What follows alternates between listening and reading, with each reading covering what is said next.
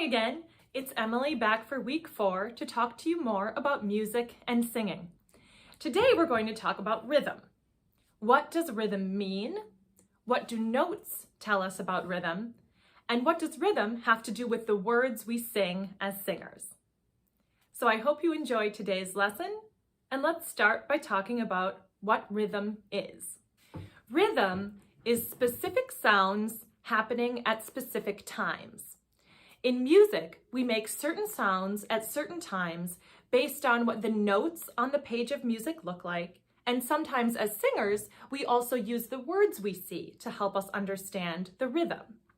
Remember when we talked about notes, I told you that the way a note looked would tell us what sound to make and how long to make it for.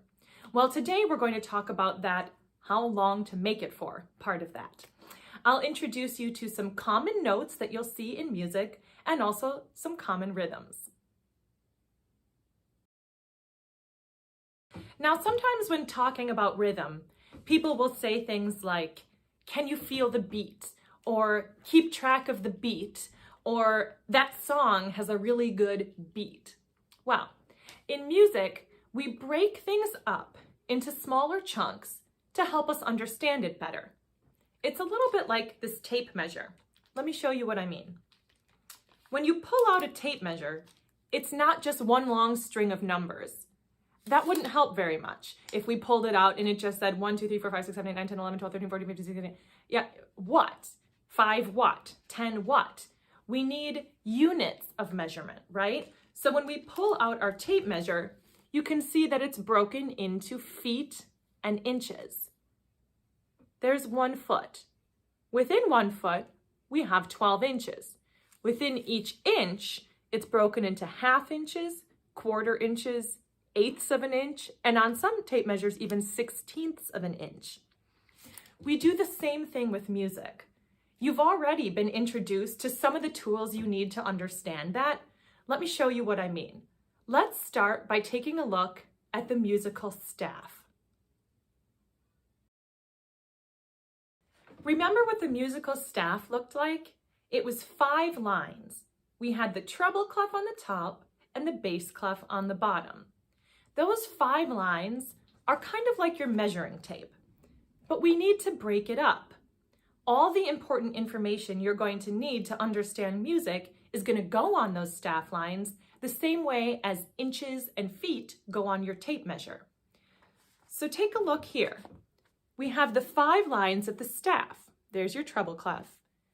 Now I put these blue lines in to break it up.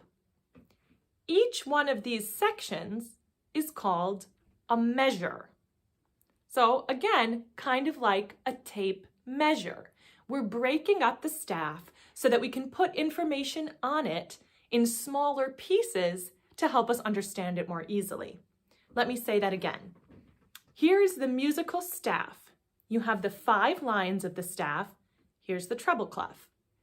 The staff is kind of like the tape measure. I've added these blue lines that break the staff up into smaller pieces called a measure. Now we can put more information into each measure, but this is a really important place to start. One of the important things we can find on the musical staff at the beginning of a piece of music is how many beats to put in each measure. For our example today, we are going to put 4 beats in each measure. Don't worry too much about some of the things I show you. You can learn those later. But just remember that for today, each measure, each section of the staff is going to have 4 beats. What that would sound like would be to clap 4 times for each measure spaced equally apart. Listen. 1, 2, 3, 4. That would be me clapping 4 beats in one measure. Every time you see a new measure, you start over again counting to 4. That's pretty easy, right? So if I had 2 measures of 4 beats, it would sound like this. 1, 2, 3, 4. 1, 2, 3, 4. This is what that would look like on the staff. Here I have 3 measures. Each measure has 4 beats. I've chosen to use middle C, remember we talked about middle C on its own imaginary line, as each of the beats. I've put a number above each note so that you can see there are 4 beats in each measure. For each measure, we start back over and have exactly 4 beats, spaced exactly the same distance apart. Now, when you look at music, you might see these little 2 numbers over on the side here at the beginning. Again, don't worry about that too much for today, but I will tell you that the top number is always going to tell you how many beats you have in a measure. So that's pretty easy to remember, right? The top number tells us that there will be 4 beats in each measure. I've used middle C to show you 4 beats spaced evenly apart for each of these 3 measures. Again, if I were to clap a measure of 4, I would clap 1, 2, 3, 4. Why don't you try clapping these 3 measures with me? Ready? 1, 2, 3, 4. 1, 2, 3, 4.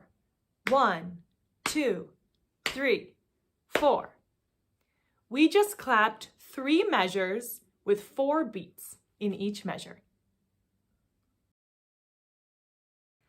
Now, of course, sometimes we need to have more than 4 notes in a measure. Well, just like your tape measure has to break inches into half inches, and then quarter inches, and then 1/16ths of an inch, we have to do the same thing with music. We have to break those beats up into smaller pieces.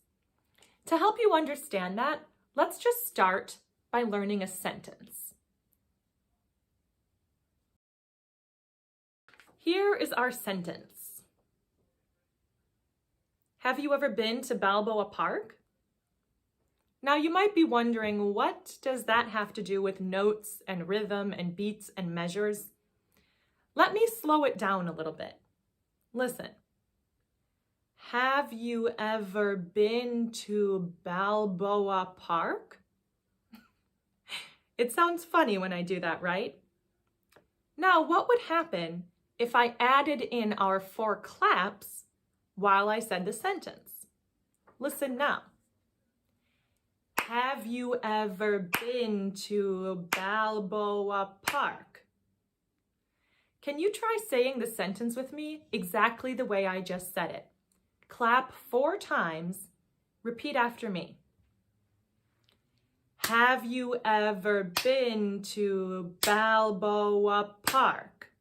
Again. Have you ever been to Balboa Park? Now, you might not realize it, but what you just did was to speak that sentence in 4 16th notes, 2 8th notes, a triplet, and a quarter note. Let me explain what I mean. Okay, remember our measuring tape? If we wanted to measure 1 inch on our measuring tape, we would look at 1 inch. Now, if we wanted to break that inch into 4 pieces, we would have to use quarter inches. Think of your measure on your staff as an inch. We have 4 beats in our measure, so we're breaking our measure up into 4 pieces. If we wanted 1 note for each beat, we would use a quarter note. Now, this is going to be a lot of information, and your teacher can help you understand this better. I'm just going to go through it, but don't worry if you don't remember it all at once or if it feels confusing. There's a lot.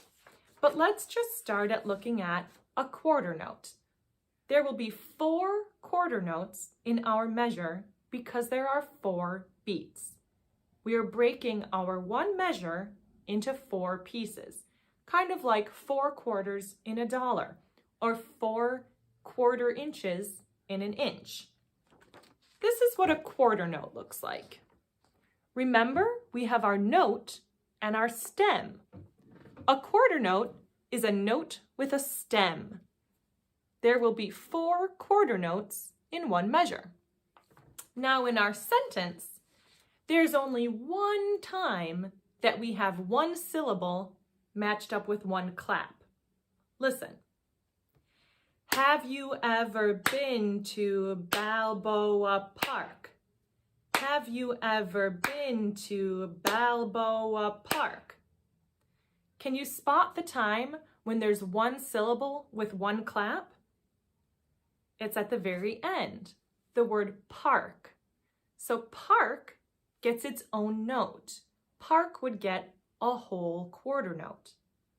What about all the other words that seem to be sharing space on each clap? Well, they're going to need some different notes. We're going to have to break that quarter note into smaller chunks. Let me show you the next example. What if we broke our quarter note in half? This is what that would look like. Now, instead of one quarter note, we have 2 eighth notes. 2 eighth notes fit in the same space that one quarter note does. So if one quarter note gets one clap, that would mean 2 eighth notes share the same clap. Listen to our sentence again. Have you ever been to Balboa Park? Remember, park got its own clap. Park was a quarter note. When in the sentence do you hear 2 syllables or 2 words maybe sharing one clap? Listen one more time. Have you ever been to Balboa Park? It's when we say been to, been to. We share that clap with 2 syllables. Been to Balboa Park. Think of it this way. Have you ever won to Balboa 1? Listen again. Have you ever been to Balboa Park? So now you've heard a quarter note on park, 1 syllable getting 1 clap, and you've heard 2 eighth notes on been to. They're sharing 1 clap, and those are called eighth notes. Again, 1 quarter note takes up the same amount of time as 2 eighth notes. The eighth notes are sharing the space that 1 quarter note gets to itself. Let me show you the next kind of note. Now, what if we wanted to break up our quarter note even more? So we already split it in half to get eighth notes when we said been to. Now, what if we split those eighth notes in half? Again, think of our tape measure. We had an inch, we had a quarter inch, we had an eighth of an inch, we have a 16th of an inch. It's the same thing. When we split our eighth notes in half, we get 16th notes. 4 16th notes share the same amount of space as 2 eighth notes, which share the same amount of space as 1 quarter note. Let me show you. These are 16th notes. As you can see, 1 quarter note can be broken into 2 eighth notes or 4 16th notes. That would mean we could make 4 sounds during the same amount of time that we had made 1 or 2. Remember, park got its own clap. Been to got its own clap. Listen to our sentence. Have you ever been to Balboa Park? Have you ever is 4 syllables. 1, 2, 3, 4. Have you ever, right? Listen again. Have you ever been to Balboa Park? Let me put numbers with it so you can hear it even better. 1, 2, 3, 4, 1, 2, Balboa 1. 1, 2, 3, 4, 1, 2, Balboa 1. Have you ever been to Balboa Park? That's almost our whole sentence. Have you ever, 4 syllables, get each one 16th note. That takes up the same amount of space as been to, which were 2 eighth notes on one beat, which takes up the same amount of time as park, which was 1 syllable getting 1 beat.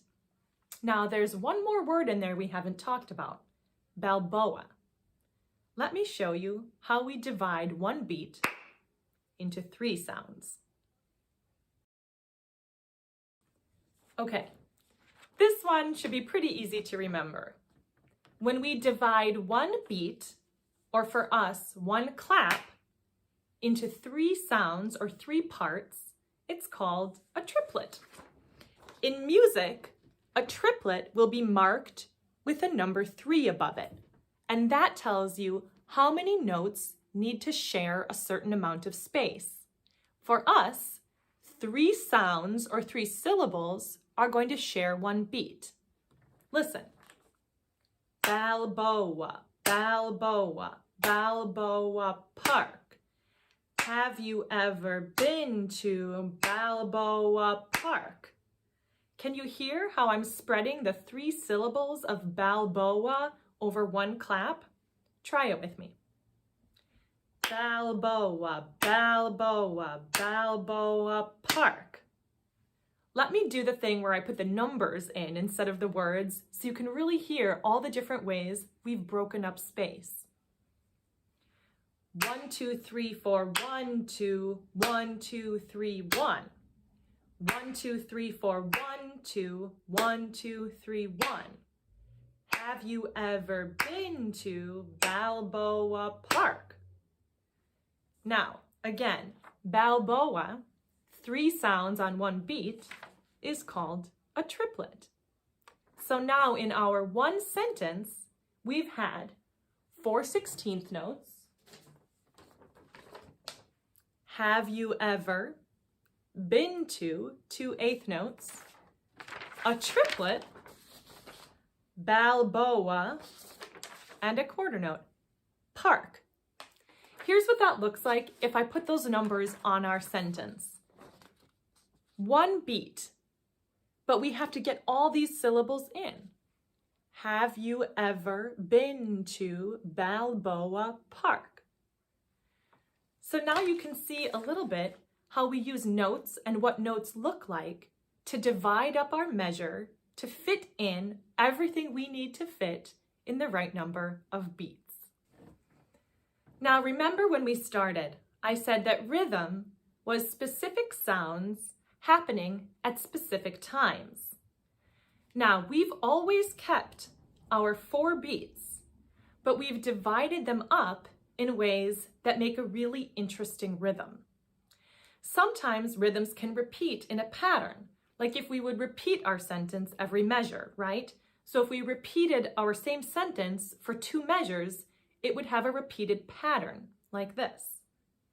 Have you ever been to Balboa Park? Have you ever been to Balboa Park? Now this is what our sentence looks like if I would write it out in a measure. I've stretched our measure a little bit bigger so you can see it more easily. Remember, we have our 4 beats, we have our 16th notes, our 8th notes, our triplet, and our quarter note. Here, I've written the words underneath so you can see how our rhythm could be shown on a piece of music. Now, in opera, we use rhythm all the time. Sometimes the rhythm is really easy to hear and feel. Sometimes it's not so obvious, but it's still there. I'm going to play you 2 different examples from an opera of really obvious rhythm that you can hear and feel, and a really beautiful piece of music that feels very emotional, but maybe you don't hear the rhythm as well. Listen. This music is from an opera that was written only 3 years ago. It's based on Steve Jobs, who invented the iPhone. The composer's name is Mason Bates. Along with composing opera and music for orchestras, Mason is also an electronic dance DJ. That's pretty cool, right? There's so many different kinds of opera being written today. Here's a piece from Steve Jobs where you can really hear the beats really clearly. You can feel it. Listen.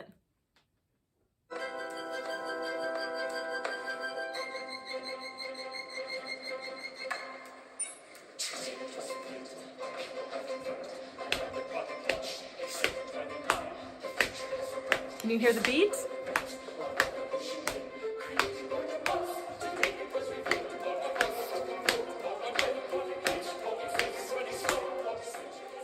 That's an example of a beat that you can really hear and feel. Now, let me show you an example from opera of a beat that's not quite so obvious. This next piece is a famous aria called Nessun Dorma from an opera called Turandot. In this moment in the opera, the town will not sleep until the princess finds out the man's name.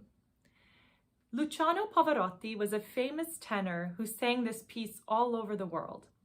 You're not going to hear as obvious a beat as with Steve Jobs, but there is still a beat there. Sometimes he stretches the beat to fit what he needs to say, which we do a lot in opera. Listen to this famous aria, Nessun Dorma.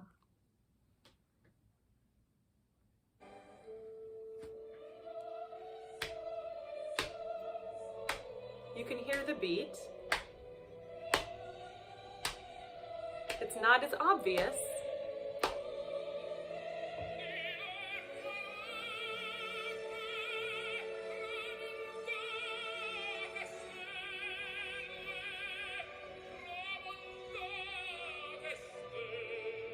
And sometimes he stretches the beat.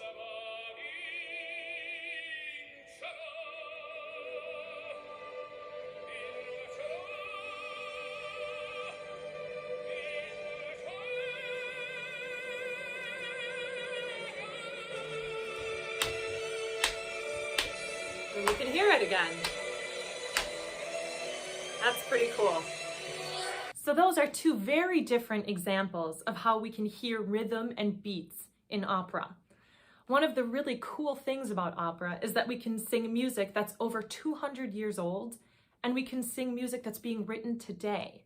There are new operas being written by all kinds of different people today with all kinds of different stories and all kinds of different sounds. It's really awesome.